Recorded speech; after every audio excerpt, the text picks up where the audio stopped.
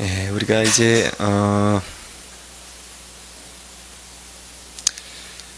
십자가의 의미를 다시 한번 우리가 잘 이해하고 있는가 한번 우리가 점검을 해봐야 합니다. 십자가를 우리가 단순히 사랑이라고만 이해해서는 안 됩니다. 십자가에 드러난 것은 죄인을 향한 하나님의 무서운 공의인 것입니다. 하나님은 반드시 죄인을 벌하셔야만 해요. 그러나 아들을 믿는 자들을 구원하시기 위해서 그 믿는 자들이 스스로 져야만 했던 모든 죄의 대가를 대신 받으신 것이 예수님의 십자가인 것입니다. 십자가는 예수님 당시에 그 여느 죄인들도 십자가형을 받았습니다. 강도나 어떤 정치적인 그런 모반자나 이런 사람들은 이 십자가형은 로마의 사용법인데 보통 로마 시민들은 이 사용법이 너무 잔인해가지고 시민들에게는 허용하지 않았습니다. 아무리 이렇게 죄인이라 할지라도 아주 극악한 죄인들, 죄질이 나쁜 죄인들만 로마 시민이 아닌 사람들에게만 허용했던 것이 바로 십자가형이었습니다. 근데 어느 죄인들도 이제 강도도 십자가형을 받고 그랬는데 동일하게 십자가에 매달렸다 그래서 그것이 우리 주님 자신이 지신 그러한 십자가의 의미를 담을 수는 없는 것입니다. 완전히 다른 거예요. 보통 죄인이 진 십자가와 그리고 예수님이 지신 십자가는 완전히 그 의미가 다른 것입니다. 그것은 단순히 육체에만 가해지는 고통이 아니었어요. 예수님이 지신 십자가의 의미는 무엇이냐면 그것은 철저히 하나님의 진노와 저주를 받으신 것이었습니다. 그것은 우리가 받아야 될 진노와 저주였습니다. 그건 저주의 십자가예요. 그것은 아버지로부터 완전히 단절되는 것을 경험하는 것이었습니다. 그러니까 아들 하나님이 그 아버지 하나님으로부터 완전히 그 관계가 단절되는 그러한, 그것이 사실은 우리가 이렇게 말로 표현하기엔 너무 이렇게 표현할 방법이 없어요. 아버지로부터 우리가 단절된다라는 것이 가장 큰 그게 저주이거든요. 두려운 것이거든요. 예수님이 그걸 경험하셨다고요. 사도신경 원문에는 우리나라 원문에는 없는 우리나라 사도신경에는 번역되지 않은 그 라틴어로 된 사도신경 원문에 담겨 있는 사도신경의 내용이 있습니다. 그것은 무엇이냐면 예수님께서 죽으시고 지옥으로 하강하셨다라는 내용이 있어요. 그것은 이제 우리나라 사도신경이 빠져 있는 이유는 뭐냐면 우리나라 최초의 선교사가 올 때에 장로교 선교사인 언더우드 선교사가 올 때에는 원래 그 원문 그대로 번역된 걸 가지고 왔습니다. 근데 우리나라 선교 특성상 감리교랑 이렇게 연합을 하게 되면서 감리교 사도신경에는 예수님께서 지옥으로 내려가셨다라는 그 본문이 빠져 있었어요. 그래서 이제 연합을 이루기 위해서 연합 차원에서 장로교가 감리교에게 이렇게 좀 양보를 한 것입니다. 근데 이게 원문에는 이제 들어있어요. 예수님께서 지옥으로 하강하셨다라는 것이 들어있는데 그것은 예수님의 그 십자가가 진정으로 그 매달려 있는 순간에 단순한 그런 인간이 당하는 육체의 고통이 아니라 지옥의 고통을 그 십자가상에서 당하셨다라는 것입니다. 우리를 위해서, 우리가 지옥의 고통을 당해야 되는데 우리가 당해야 될 지옥의 고통을 십자가상에서 경험했다라는 것이죠. 그것이 바로 십자가인 것입니다. 그것은 죄인을 향한 무서운 형벌인 것입니다. 그래서 죄인이 받아야 할 모든 저주를 대신 받으신 주님을 믿으면 죄사함을 받게 되는 것이고 믿지 않으면 자신을 대신해서 저주를 받아줄 존재가 없는 거죠. 예수님께서 그 저주를 다 받아주셨는데 그래서 예수님 안으로 들어와야 예수님이 그 죄의 짐을 져주시는데 예수님 안으로 들어오지 않으면, 예수님을 믿지 않으면 자신을 위해서 그 저주를 대신 받아줄 존재가 없기 때문에 어떻게 되겠습니까? 자연적으로 멸망할 수밖에 없는 것이죠. 심판과 저주를 받게 되는 것입니다. 그것이 바로 18절입니다. 한번 읽어볼까요? 시작. 그를 믿는 자는 심판을 받지 아니하는 것이요 믿지 아니하는 자는 하나님의 독생자의 이름을 믿지 아니하므로 벌써 심판을 받은 것이니라. 아멘. 여러분, 그러므로 십자가는 믿는 자들을 향한 하나님의 사랑인 것이고 믿지 않는 자들에게는 공포스러운 저주의 상징인 것입니다. 여기 양면의 날이 있는 거예요. 그것을 알고 계셔야 하는 것입니다. 본격적으로 첫째로 우리가 나눠야 될 메시지는 무엇이냐면, 그렇다면 주님을 믿지 않는 자들의 그 말로는 어떻게 될 것인가, 그 대목에 대해서 우리가 관심을 가져야 됩니다. 성경은 믿지 않는 자들을 일컬어서 악인이라고 합니다. 누누이 말씀드리겠지만 그 사람이 어떤 도덕적인 성품이나 이런 것들을 고려하지 않고 그 떠나서 하나님의 아들이신 예수를 믿지 않고 거부하는 그런 존재를 성경이 악인이라고 말하는 것입니다. 악인의 말로는 무엇이냐면 그 육체와 함께, 육체의 죽음과 함께 지옥에 가게 되는 것입니다. 여러분, 지옥은 있습니다. 지옥은 어떤 곳이냐면 그것은 한 번 들어가면 영원히 나오지 못하는 곳이에요. 천주교에서는 연옥이라는 것이 있어서 이 지상에서 살아있는 그런 가족이나 지인들 가운데 그를 위해서 공을 들여주고 기도를 해주고 또 많은 헌금을 드리면은 연옥에서 천국으로 갈 수 있다고 하지만 천만의 말씀입니다. 연옥 같은 건 없습니다. 지옥으로 가게 돼 있어요. 거기서는 영원히 나오지 못하는 것입니다. 또한 지옥은 마가복음 9장 48절에 보면 예수님께서 말씀하셨어요. 거기에서는 구더기도 죽지 않고 불도 꺼지지 아니하느니라. 엄청난 고통이 있음에도 불구하고 죽지 않습니다. 죽고 싶어도 죽을 수가 없어요. 그곳이 바로 지옥인 것입니다. 영원한 고통이 있고 이루 말할 수 없는, 정말 어떻게 말로 표현할 수 없는 그런 고통이 있는 곳, 살이 찢어지고 그런 막 에어지고 그런 불타는 고통을 당하면서도 타지는 않고 구더기도 타지 않아요. 그렇지만 인간이 경험할 수 있는 말로 설명할 수 없는 고통을 당하는 것이 바로 지옥인 것입니다. 지옥은 마귀가 지키는 곳이에요. 이제 최후의 심판이 끝난 다음에는 마귀들도 다 지옥불에 던져져서 최종적으로 믿지 않았던 자들과 함께 영원히 그 불못으로 들어가게 될 것입니다.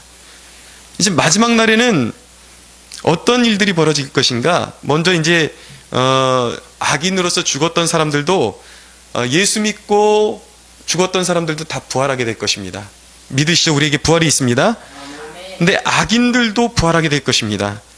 악인들이 부활해서 계시록 20장 11절에 나오는 흰 보좌 심판을 받아서 그 각자의 행위대로 그 심판대 앞에서, 주님의 심판대 앞에서 심판을 받게 될 것입니다. 그 심판은 말로 감당하기 어려운 그런 무게감과 엄중한 심판이 될 것입니다. 우리가 태어날 때 인간이 가지고 있는 원죄가 있어요. 원래 죄인이에요. 그것 때문에 아담과 하와가 지은 죄 때문에 죄의 유전자를 물려받아서 원죄를 가지고 있기 때문에 그것만으로도 지옥에 가야 되는데, 그것 플러스 우리가 일상에 살아오면서 소소하게 저질렀던 모든 죄악들, 우리 마음속에 은밀한 죄악들, 또 우리가 은연중에 했던 거짓말, 도둑질, 음란한 생각들, 음란한 행동들, 그리고 남에게 상처 준 것, 그리고 우리는 하나님의 계명을 모를지라도 하나님의 계명이 우리를 다 스캔하고 있습니다. 하나님의 계명이 우리 삶의 기준이에요. 그렇기 때문에 하나님의 계명이 없는 사람들도 자기가 잘 살아왔다고 얘기하지만 하나님의 계명을 벗어나서 행동했던 모든 죄악들이 모두가 포함되는 거예요. 인생 아기 때부터 부모를 거역하고 아기 때부터 지어왔던 죄악들이 점점 그 머리 위에 쌓여왔으니 그 죄악의 무거운 짐이 얼마나 크겠습니까? 그러니까 예수가 없는 사람들은 자기가 태어나면서부터 지은 원죄를 포함해서 모든 죄악 낱낱이 하나하나가 그의 죄의 짐이 되어서 그만큼의 형벌을 받아야 한다는 것입니다. 그것이 지옥이에요. 그래서 로마서 2장 5절에 보면 이렇게 말씀합니다. 다만 내 고집과 회개하지 아니한 마음을 따라 진노의 날 곧 하나님의 의로우신 심판이 나타나는 그날에 임할 진노를 내게 쌓는도다.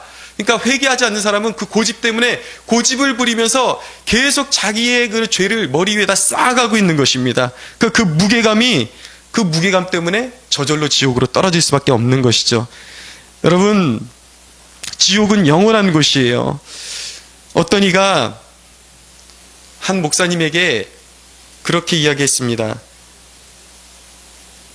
교회를 나오다가 이제 이 교회를 떠나가서 목사님을 조롱하듯이 자기 마음대로 살아가다가 와서, 목사님, 내가 이렇게 주일도 어기고 내 마음대로 살아도 하나님의 심판 같은 건 없었습니다. 내가 생각해보니까 목사님의 설교는 다 엉터리였습니다. 거짓말이었습니다. 심판 같은 건 없습니다. 라고 그렇게 비웃었다는 거예요. 근데 싫어합니다, 이것이. 그런데 이 목사님이 뭐라고 말씀하셨냐면, 하나님은 죄인들을 일일이 심판하실 필요가 없으십니다. 하나님은 모든 죄인들을 단 한 번에 심판하실 수 있습니다. 라고 그렇게 이야기했습니다. 여러분, 어떤 이는 보면 죄를 범하고 즉시로 심판을 받습니다. 마치 구약 성경에 나오는 자기가 죄를 범하고서 그 여인에 던진 맷돌에 맞아 죽은 아비멜렉처럼 바로 심판을 받는 사람이 있습니다. 바로 심판의 자리로 나가는 사람이 있습니다. 그런데 어떤 이는 부와 권세를 누릴 만큼 누리다가 장수하고 죽는 사람들이 있습니다. 왜 그럴까요? 그렇다고 해서 그들이 복받은 것일까요? 전혀 그렇지 않습니다. 그들이 그렇게 건재한 이유는 무엇이냐면 목적이 있기 때문입니다. 하나님의 목적이 있기 때문이에요. 여러분, 악인이 필요한 이유는 무엇이냐면 악인이 의인들을 연단하는 도구가 되기 때문입니다. 여러분, 우리에게 북한이 바로 인접해 있다는 것은 바로 한국 성도들을 위해서 하나님께서 한국 성도들을 향한 각성제로 우리에게 허락하신 상황입니다.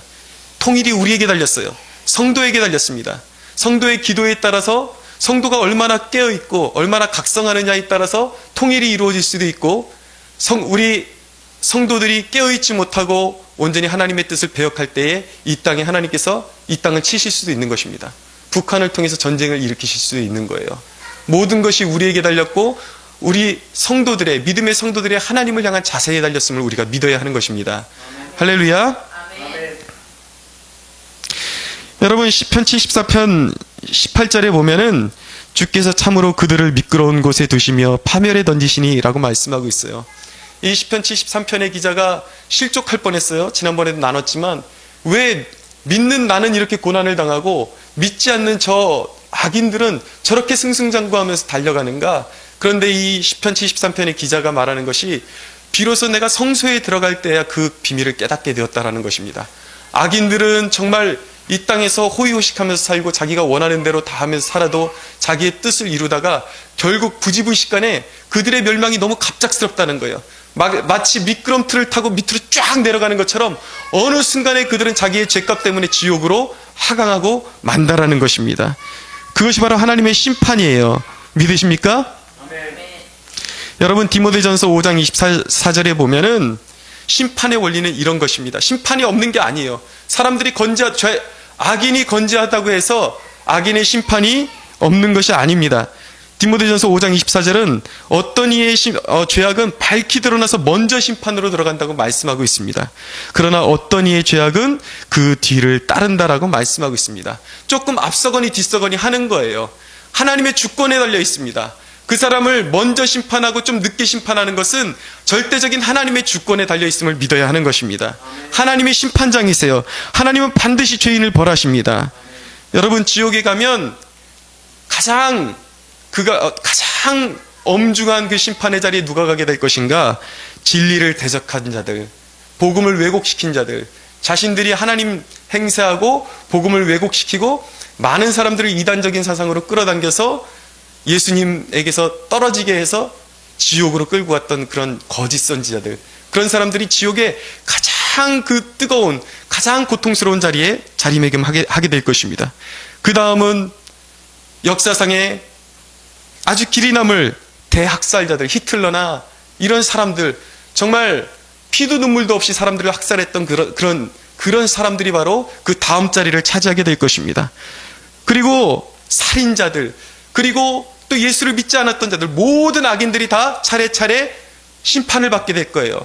그러나 거기 경중이 있는 것은 사실이지만 분명한 사실은 무엇이냐면 지옥이라는 곳에서 가장 경한 처벌을 받는 것이 차라리 여러분 그 사실을 알아야 하는 것입니다. 우리가 맨몸으로 화산 그 구멍으로 뛰어드는 것보다 더 고통스럽다는 것을 깨달아야 하는 것입니다. 거긴 불못이에요. 거기는 인간이 하리할 수 없는 고통이 존재하는 것입니다. 지옥을 함부로 얘기해서는 안 되는 것입니다. 어떤 사람들은 지옥에 안 믿으면은, 믿지 않으면 지옥에 가게 된다고 하면은 나는 지옥에 가겠다고 말하는 사람들이 있어요.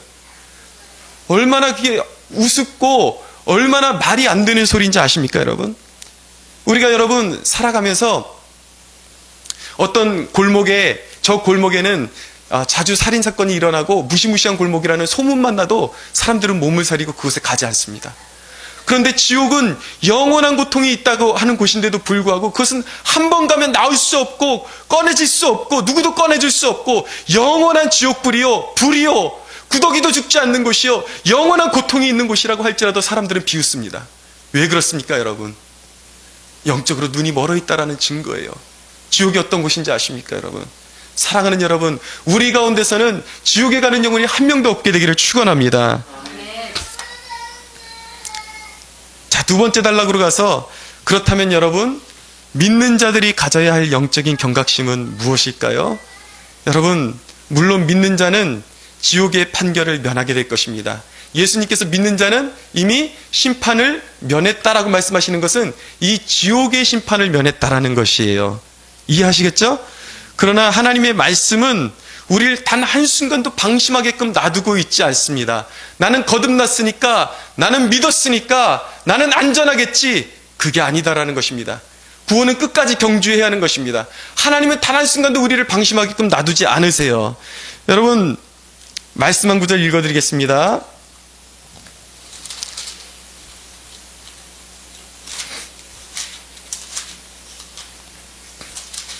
로마서 14장 10절에서 12절에 보면 이런 말씀이 있습니다. 내가 어찌하여 내 형제를 비판하느냐? 어찌하여 내 형제를 업신여기느냐? 우리가 다 하나님의 심판대 앞에 서리라. 기록되었을 때 주께서 이르시되 내가 살았노니 모든 무릎이 내게 꿇을 것이요 모든 혀가 하나님께 자백하리라 하였느니라. 이러므로 우리 각 사람이 자기의 일을 하나님께 직고하리라 라고 말씀하고 있습니다. 이건 로마의 거듭난 믿음이 있는 사람들에게 쓴 바울의 서신입니다. 믿음의 사람들도, 거듭난 사람들도 하나님의 심판대 앞에는 한번 서야 한다라는 거예요. 그리고 모든 행위와 그들이 했던 말을 직고해야 한다라는 것입니다. 그러나 이 심판은 지옥에 가는 심판은 아니에요. 상급에 관한 심판인 것입니다.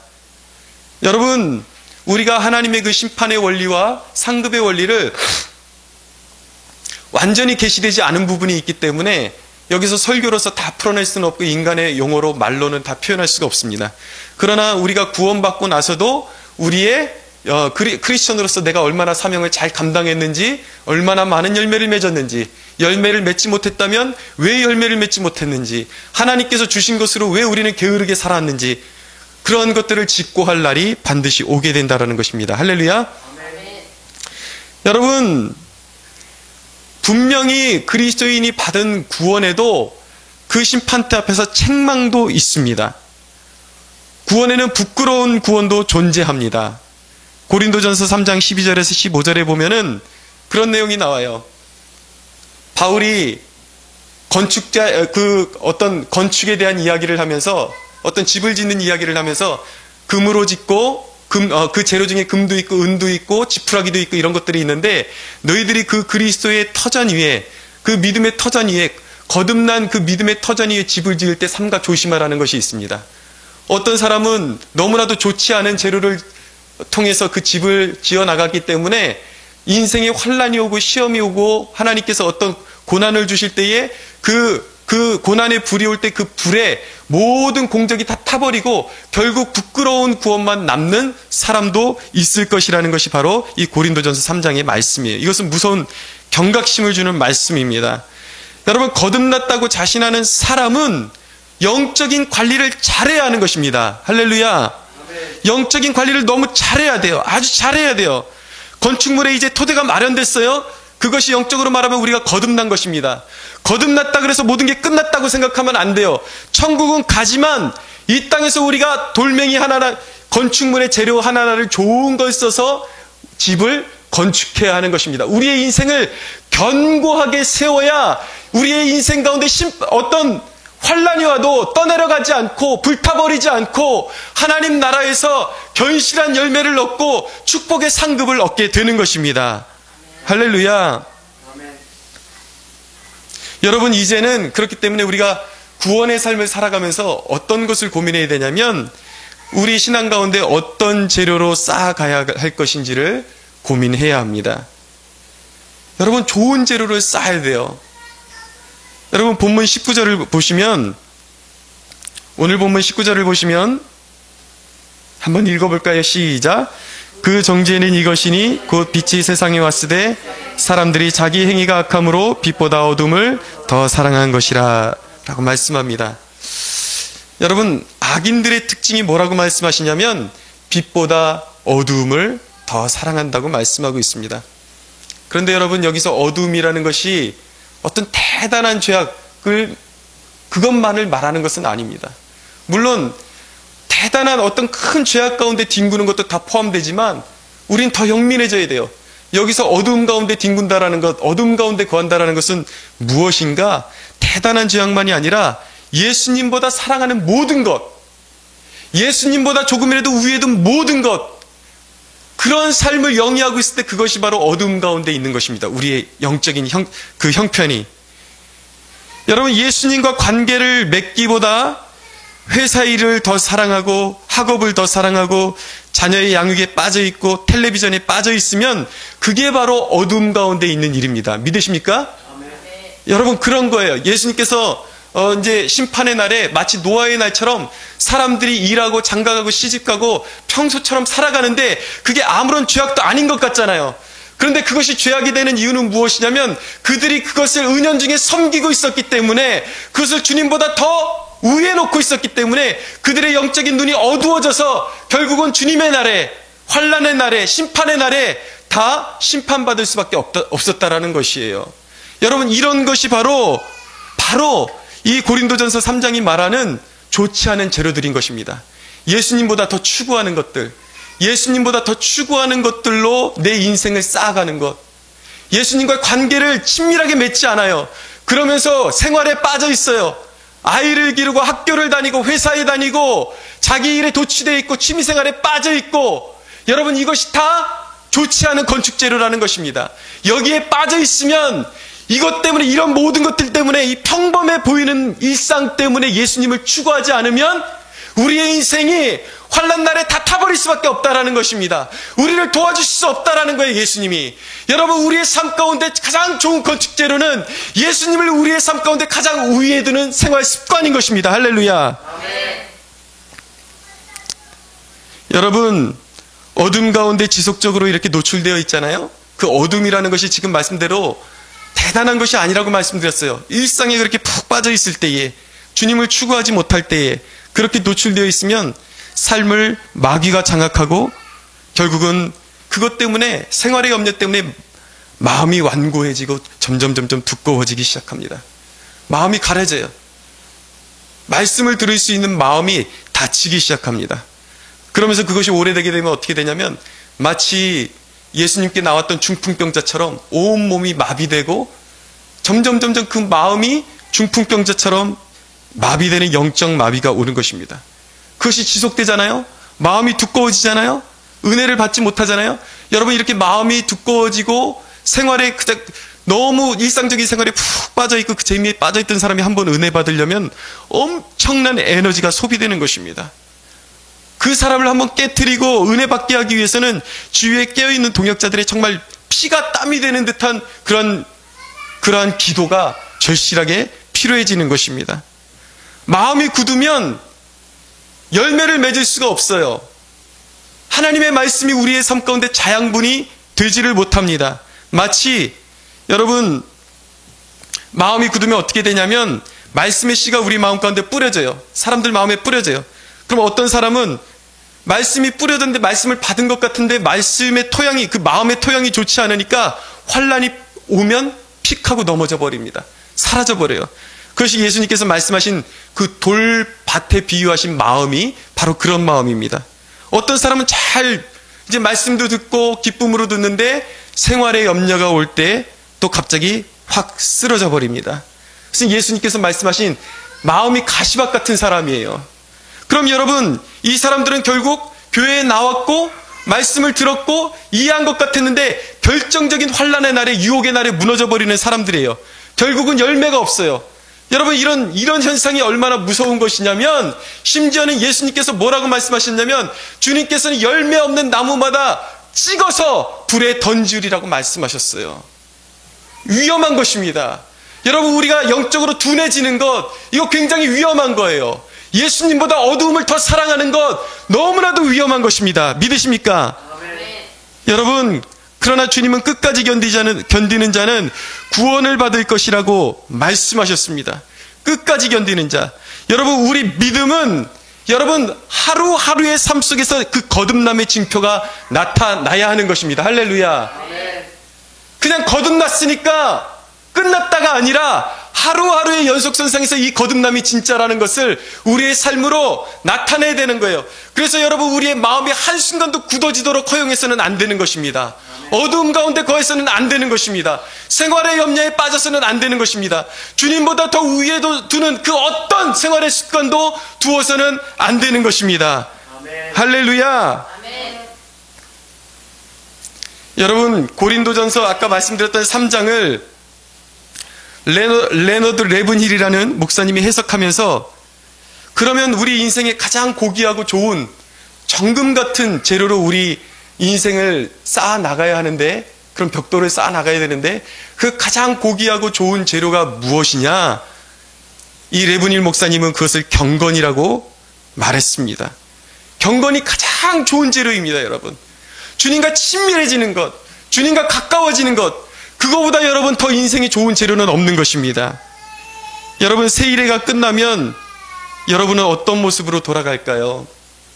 여러분, 여기서 세일회가 다가 아닙니다. 이것을 통해서 영적인 내성을 기르셔야 합니다. 영적으로 강인해지셔야 됩니다. 평상시에 더 주님과 가까워지도록 노력하는 그러한 사람들이 되십시오. 여러분, 새벽 기도해야 됩니다. 새벽 기도는 대적의 문을 취하는 것이에요. 하루의 아침에 내가 가장 먼저 눈을 뜨고 하나님을 찾음으로 말미암아 대적이 나를 공격하기 전에 대적을 선제 공격하는 것입니다. 대적의 문을 부수는 거예요. 내가 하루를 시작하기 전에 말씀이 없이 시작하고 기도가 없이 시작하면 대적의 영향력을 받을 수밖에 없는 것입니다. 그렇기 때문에 여러분, 우리가 왜 새벽 기도를 그렇게 중요시하냐면, 새벽에 은혜 받지 않고 일상을 살아가게 되면 꼭 마귀의 공격을 받습니다. 근데 사람들의 그런 특징은 무엇이냐면, 늘 그렇게 공격을 받고 의도 터지고 나서 끝내 다 터질 대로 터지고 상처받고 와서, 그때 와서 천부여 내가 의지 없어서 옵니다. 그러면서 고치러 온다라는 거예요. 여러분, 우리는 인생을 그렇게 수리하는 존재로 살아서는 안 되는 것입니다. 새벽 기도로 마귀의 그런 선제 공격하고 제압하고 우리가 영적인 그런 고지를 선점하고 이겨내는 그러한 삶을 살아야 할 줄로 믿습니다. 새벽 기도해야 돼요. 목요 집회의 생명을 걸어야 하는 것입니다. 목요 집회는 우리 교회의 부흥의 동력인 것입니다. 사랑하는 여러분, 부지런히 성경을 읽으십시오. 부지런히 성경을 읽으십시오. 여러분, 성경이 뻣뻣한 것만큼 여러분들의 마음도 뻣뻣해지게 되어 있습니다. 여러분, 한번 그런 목적을 가져보세요. 1년에 적어도 1독이나 2독을 하겠다라고 그렇게 다짐을 가져보십시오. 여러분, 진정으로 성경을 사랑하게 되면, 제가 이제 성경을 몇 번을 이제 바꾸게 되었는데, 성경을 자주 읽게 되면 성경이 원래 이렇게 얇지만 이게 굉장히 부드러워집니다. 그러면서 성경을 많이 통독하게 되면 이게 점점 헐렁해지면서 이 사이가 헐렁헐렁 벌어져요. 여러분, 그 정도로 읽으셔야 돼요. 내가 이 성경이 헐렁해지는 만큼 내 마음이 하나님과 가까워지는 것이고 부드러워지는 것이고 좋은 열매 맺을 수 있는 30배, 60배의 결실을 맺을 수 있는 마음밭이 형성되는 것입니다. 할렐루야. 아멘. 성경을 읽으십시오. 여러분, 기도하지 않으면 여러분 녹슬어 사라지는 거예요. 우리의 인생이 쓸모없이 달아 없어지는 것입니다. 여러분, 쓸모없이 사라지는 것입니다. 기도하지 않으면 우리의 인생 가운데 우리의 인생이 그 고귀한 인생이 녹슬어 사라지는 거예요. 사랑하는 여러분, 그러나 우리가 주님 앞에 생명 걸고 기도하고 기도에 헌신한다면 우리의 인생은 귀히 쓰임받게 될 것입니다. 아멘. 여러분, 모세는 80세부터 하나님께 쓰임을 받았어요. 멋지게 쓰임받았습니다. 기도하는 사람이었기 때문입니다. 여호수아도 하나님 앞에 너무나도 귀하게 쓰임받았습니다. 여호수아가 하나님 앞에 쓰임받을 수 있었던 이유는 무엇이냐면, 그가 회막을 떠나지 않고, 모세가 이미 하나님 앞에 모든 일을 마치고 회막을 떠났을 때에도 여호수아만큼은 회막을 떠나지 않고 계속해서 하나님 앞에 무릎 꿇고 기도했습니다. 회막을 사모했어요. 회막이라는 것이 무슨 뜻인지 아십니까, 여러분? 만남의 장소라는 거예요. 여러분, 여호수아는 이 하나님과의 만남, 그리스도와의 만남을 인생의 최고의 목적으로 삼았습니다. 늘 기도하는 사람이었어요. 그래서 그는 모세의 후계자로 지명되어서 모세도 감당하지 못했던 요단강을 건너서 이스라엘 백성들의 그 가나안 그 정복을 이루어내는 위대한 선봉자로 그가 쓰임받을 수 있었던 것입니다. 할렐루야. 사무엘도 위대한 사람이었습니다. 사무엘의 정신의 중심에는 어떤 마음이 있었는가? 나는 결코 기도를 쉬는 죄를 범치 아니하겠다고 그는 다짐했습니다. 그는 기도하는 사람이었어요. 하나님의 음성을 듣는 사람이었습니다. 그랬더니 하나님께서 그에게 어떤 축복을 주셨는가? 그의 말 한마디도 땅에 떨어지지 않는 축복을 주셨습니다. 그가 선포하는 대로 이루어지는 축복을 주셨습니다. 모든 영적인 어둠 가운데 갇혀있는 이스라엘을 옳은 길로 인도할 수 있는, 하나님의 축복의 길로 인도할 수 있는 거룩한 사람으로 쓰임받았던 사람이 바로 사무엘이었습니다. 기도가 그렇게 중요한 것입니다, 여러분. 할렐루야. 아멘. 기도해야 하는 것입니다. 기도 안 하면 죽는 것입니다. 기도만이 살 길입니다. 기도만이 저와 여러분들이 하나님께 쓰임받을 수 있는 유일한 길인 것입니다. 아멘. 여러분, 미국 역사에서 가장 존경받는 대통령 중에 한 명이 아브라함 링컨입니다. 이 아브라함의 링컨을 만들어낸 사람이 누구냐면 그의 어머니 낸시라는 여인이었습니다. 이 낸시라는 여인의 기도가 오늘까지도 남아서 회자되고 있는데, 이 여인의 기도의 한 소절을 소개해드립니다. 하나님, 9살 난 아들에게 물려줄 것이 이 낡은 성경밖에 없습니다. 제가 이 땅을 떠나도 하나님께서 이 아들을 지켜주시고 부자나 높은 사람이 되기보다 성경을 읽는 사람이 되기를 간절히 기도합니다. 엄청 가난한 집안이었어요. 물려줄 게 없는 집안이었습니다. 성경 한 권밖에는 물려줄 것이 없는 집안이었습니다. 여러분, 자녀들에게 물려줄 재산이 없다고 부끄러워하지 마십시오. 기도하는 어머니가 되십시오. 여러분들의 자녀는 결코 굴복하지 않을 것입니다, 세상에. 여러분들의 자녀들은 걸식하는 일이 없을 것입니다. 여러분들의 자녀는, 기도하는 어머니의 자녀들은 꾸어주며 늘 베풀고 늘 하나님의 뜻대로 살아가는 그러한 귀한 인물로 쓰임받게 될 것입니다. 존 웨슬리의 어머니 수산나라는 여인은, 이 존 웨슬리는 영국 부흥운동의 성각자입니다. 자주 거론되죠? 위대한 인물이에요. 영적으로 잠들어 있던 영국을 깨웠던 사람입니다. 이 웨슬리의 배후에도 어머니의 기도가 있었습니다. 수산나라는 여인이 어떻게 기도했냐면, 오 주여, 19명의 아이들을 낳고 돌보는 매일이 분주하고 지치지만 19명을 낳았어요, 이 여인이. 믿으십니까? 감흥이 안 오세요? 19명을 낳았다고요. 대단하지 않냐고요. 네. 19명을 낳았는데 이 19명의 아이들을 낳고 돌보는 매일이 분주하고 지치지만 부엌에서 하루 1시간 주 앞에 기도하는 이 시간이 우리 아이들에게 줄 수 있는 가장 큰 축복이 되게 하시길 간절히 기도합니다. 이것이 바로 웨슬리의 어머니의 수산나의 기도였습니다. 이 기도를 통해서 아이들이 훌륭하게 자라났습니다. 존 웨슬리만 훌륭하게 자라난 것이 아니라 이 가정에서 위대한 사람들이 많이 나왔어요. 위대한 작곡자, 찬송을 작곡한 그런 작곡자, 작사자, 찰스 웨슬리라는 또 위대한 인물이 여기서 나오고, 자식들이 다 하나님 앞에 영적으로 쓰임받는 그런 존재들이 되었습니다. 사랑하는 여러분, 믿으십시오. 기도하는 어머니의 자녀는 망하지 않습니다. 아멘. 할렐루야. 아멘. 기도하는 어머니가 되십시오.